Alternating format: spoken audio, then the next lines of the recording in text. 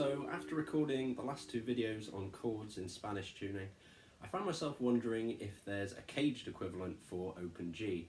And if you've never heard of the caged system before, I'll come back to that in a second, but it turns out I should probably have been wondering this before making those videos, because there is a fairly decent equivalent to caged, and it's probably an easier way of finding chords. So what is caged and how does it work? Well, if we start by taking 5 of the most basic open major chords in standard tuning, C, A, G, E and D. Now just remember the shapes of those chords, we'll leave them up there for now. Next we take a look at the fretboard and plot all instances of the note C, which is the root note in the chord of C major that we just played. Now in a second colour, to make it a little easier to see, we plot all instances of the note E, which is the next note in the C major chord.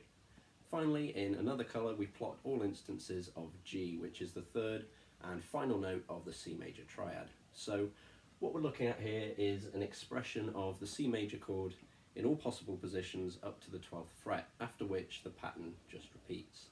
Now if you bring back those chords and turn them around, you should be able to see that they each fit the fretboard in sequence: C, A, G, E, and then D, hence the name caged. So each of these major chord shapes that you're probably already pretty familiar with can be used with a little modification on any chord.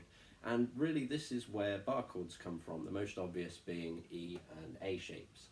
And this will work for any type of chord, so if you're looking for C minor shapes, you would just drop that E to E flat, and there you go.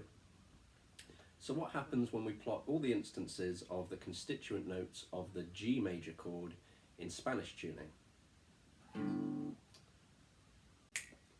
Spanish tuning. Well, it looks like this, and by working our way across the fretboard, we can find the G, E, and C chord shapes from the last videos. Also hiding in there is a shape that I missed despite using it in the Three Lions song.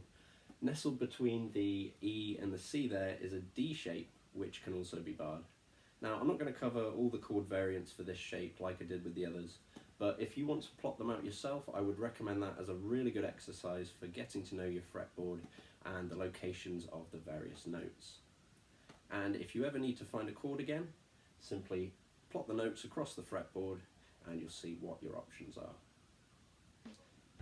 That's it for today. I hope you enjoyed the video. Bit of a brief one for once, just to wrap up the topic of chords in Spanish tuning. Leave a like if you did, that really helps me out. Hit the sub button and turn the notification bell on if you don't want to miss out on any future videos. I'll be back with another one next week looking at scales in open G. Until then, take it easy and I'll see you soon.